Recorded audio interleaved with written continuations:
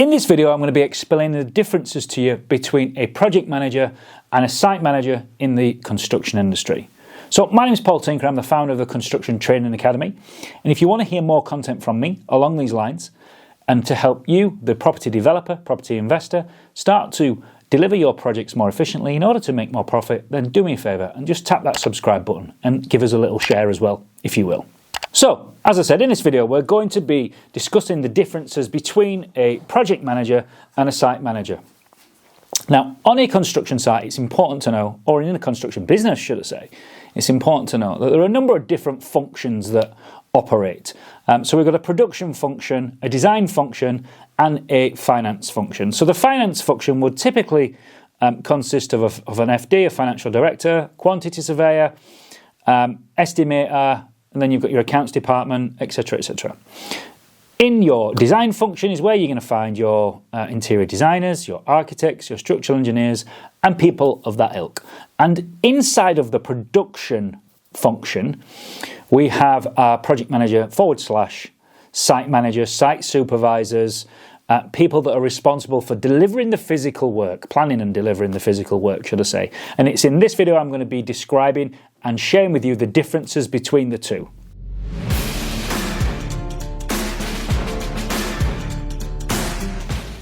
So firstly, let's look at project manager before we jump into site manager later on in this video. So the role of project manager. So project manager is largely a planning role. It's largely a office-based role. It's a design role, a project design role in terms of deliverables this is now.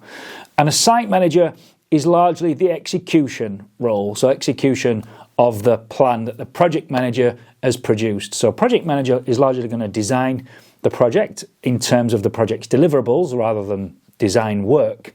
And then your site manager is largely going to execute that plan. So let's jump into what a project manager is not to begin with. So what is it not? Project management is not managing a project from a phone. Neither is site management.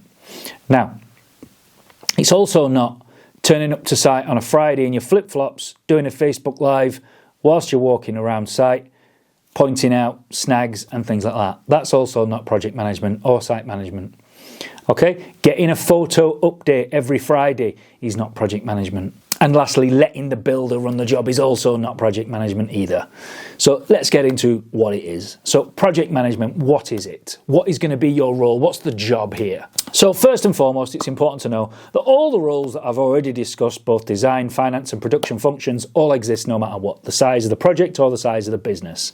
Now, it's important for you to understand if you are a property developer, a property investor, and you're delivering your own projects, that if you're not outsourcing any of those tasks or roles, then they're all on you, which is absolutely fine. And that's what I hope to help you with, not only in this video, but by following along the journey by subscribing to this channel. So to become a project manager or a site manager inside of your property development business can actually generate an income for you, even delivering your own projects. You can also develop these skills to deliver projects for other customers, for other fellow property investors and other fellow property developers, so that you're being paid for your time and effort in educating yourself into this space. So, as I alluded to at the start of this video, project manager is largely a planning role. It's a project planning, project deliverable function where we sit in we'll call it an ivory tower for now. We're going to sit in your ivory tower and we're going to plan this project and its deliverables. Okay, so the project plan that's going to be pulled together is going to be done in advance of the project. Now, you might be thinking already, how far in advance have I got to do this? Is this months? Is it years? Is it weeks? Is it days? Okay, so first thing to note that there's an actual legal responsibility for property developer, property investor, client, PM to allow enough time for the project to be planned. There is a legal responsibility for that to happen. That legal responsibility is one of the definitions defined underneath the CDM regulations. That's construction, design and management regulations. That's another topic in another video that I'm going to create in the future. Again, if you tap that subscribe button, you'll be notified when that goes live and you'll be able to watch that over on another video. So the key outputs or the key measurable deliverables that the project manager is going to plan, the first one is the specification. So what is that? What is a specification? Well, this is where we're going to establish the standards of the project. So this is going to be done via drawings, which would have come from your design function, architect, engineer, interior design, etc. So we've got the specification in drawing form, two types of drawing. We've got planning drawings and we've got building regulation drawings. Planning drawings are really a line drawing where to establish a principle, and then your building regs drawings or your detailed drawings, they're the things that are going to bring the project together with standards, with regulation, etc. So there are two types of drawings. We also want to consider a finishing schedule so we can get into the client's eyes, and if that is you, it's a great way for you to be able to communicate what your finished article is going to look like for your subbies that are going to be delivering your project. And also the written word, so the written detailed specification is also going to be required in order for the site manager, which is the executionary role, to execute your plan. So the plan must exist to begin with. Okay, so that's the specification. Number two is the program of works. So as the project manager, you must be firstly producing an overall delivery program. So if I've got a longer project, maybe 9 to 12 months, then we need to be drawing up a 9 to 12 month overall delivery program. That would be the role of the PM. Okay. Without that, you can't plot cash flow. You can't plot milestone payments. Nobody knows when they're due to be there on site, or indeed when they're going to be finished on site, or when you at least expect them to be finished on site. We can't plot our annual timeline of when we're available to deliver the next project. We can't get subcontractor buy-in to our time period. It's a massively important part, is to establish that program of works. And the next three parts all kind of come together to form one thing. And we'll high level them now for the purposes of this video. And that is the compliance plan. We've got procedures to deliver and your contractor engagement procedures. So those three, I'll cover those off now also. So as the project manager, you're going to be designing, producing, writing an induction pack, a site-specific induction pack to keep everyone safe. There's a legal requirement to do so. And it's a really important thing, sets the tone for anyone visiting or working on your project. You're going to be producing a document known as PCI, which stands for Pre-Construction Information. I'll also create another video on that. Again, hit the subscribe button. You'll be notified when that gets released. You're then going to be producing a CPP, if you're the main contractor, this is now, the Construction Phase Plan. Legal requirement, once again, to do so if you're in the principal contractor's shoes. If you're not and you've outsourced this to a principal contractor, then you must ensure that it has been produced. Then we've got other things such as traffic management plan, liaison with external bodies such as building control, planning department, local planning consultant, architect, engineer, the finance function, design function. All of these things also are going to be the role of the PM, the project manager. You're going to have to make sure that all of the other appointments are made under the CDM regs. Again, that's going to be in that other video, which I've just mentioned earlier, CDM, construction, design and management regulations. And those appointments are largely principal designer, principal contractor, you as the client, if this is you, subcontractors and the designers as well. You're going to need to ensure that you've collated all of the RAMs, which stands for risk assessments and method statements. You're going to need to ensure that you've carried out a solid PQQ, pre-qualification questionnaire of all of your subcontractors that are going to be employed or engaged on your project. And lastly, this one's really important that people pay a lot of lip service to, is to check the competences of the subcontractors that are going to be employed or engaged on your project. Okay, subcontract competence is a massively important part. There's a legal requirement for you to ensure that this has been done also. And the easy way for you to do this is to implement a scheme which involves CSCS, which stands for the Construction Skills Certification Scheme. I'm going to do a much deeper dive video into that. Again, hit that subscribe button, you'll be notified when that gets released.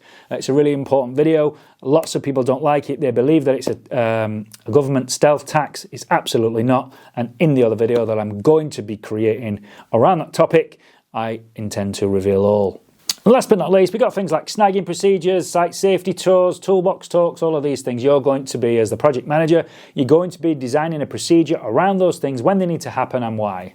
There are obviously much more to this than that. There's hundreds of other responsibilities that sits beneath the project management role. I just wanted to give you a flavour, give you an overview of what the role of the project manager can look like inside of a refurbishment project. So it's all around the planning, it's all around setting up the project on the deliverables, specification, program, delivery procedures, compliance, and contracting, so contractor engagement. Once all those things are in place, the plan is complete, the plan is done, it's ready to go. Let's just say that that's the plan for the purposes of this video. This is now your plan. It contains all of that information that I've just shared. Now we're going to hand that over to the site manager to execute it. So over the plan goes to the site manager takes the plan, and then he's going to go on site and deliver that plan, execute the plan, which is the main difference. But what I'm going to move into now is some of the other duties that sit underneath the site manager role. And again, if that is you, you're wearing both hats. Maybe you're a client, you're being PM, site manager, site supervisor, maybe you're on the tools as well.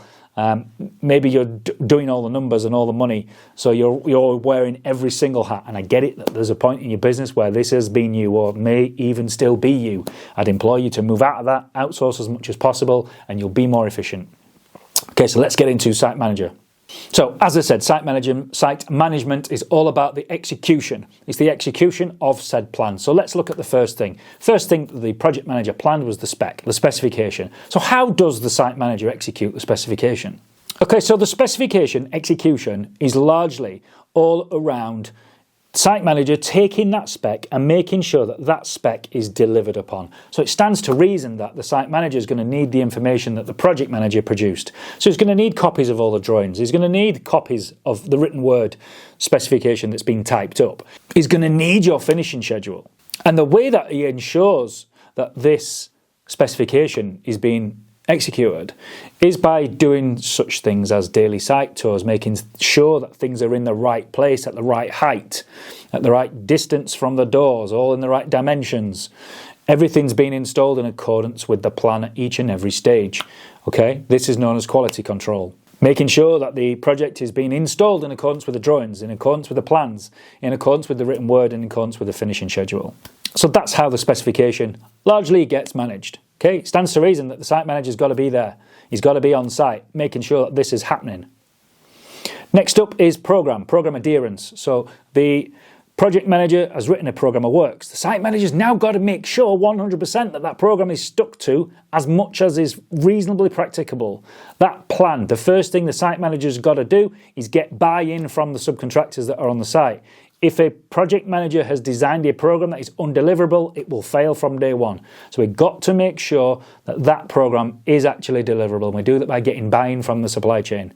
Okay, so time management, making sure people are showing up and putting in a full shift, making sure that the program doesn't slip. If it does slip, we've got to rewrite recovery programs. So remember that your project manager wrote a project at large plan. The site manager's got to take that, knock that down a gear, maybe into a monthly plan, depending on the overall period, maybe into a weekly plan if it's a shorter job. And if it is an even shorter job than that, maybe even a daily plan. This is what needs to happen between 8 and 12. This is what needs to happen between 12 and 4. Or maybe it's just, maybe this is what needs to happen between Monday to Friday, or even 1st of the month to the 30th of the month. That step down from the project manager's plan becomes the role of the site manager. Program adherence and execution. Then we're jumping into making sure that everybody's working safely on site, making sure everybody's working in accordance with their RAMs, with their risk assessments and their method statements. They are working in accordance with the site rules, the construction phase plan, the traffic management plans being adhered to. All of this daily interaction with your subcontractors, with building control, with the design team, with the finance function is all critical for the site manager to do if we're going to be delivering a profitable refurbishment project. And again, let's do what site management isn't. So site management is not just sticking your head in the door of the property on your way home. It's not just whizzing in and taking a few photos and leaving. It's not asking people to just text you some photos by way of update. These things have got to be done in person. Despite all of this tech that exists today, anyone can make anything look like anything in a photograph. There is no replacement for seeing, smelling, touching and feeling a property as it's been worked on. The best analogy that I can sit alongside the differences between project manager and site manager is one of a restaurant. So we have a restaurant owner. Restaurant owner sits and he works out the plan for the menu, how much all the meals are going to cost, what do the drinks cost behind the bar. We're going to be designing where the tables go. And then he's going to pass that down to the staff. the site managers.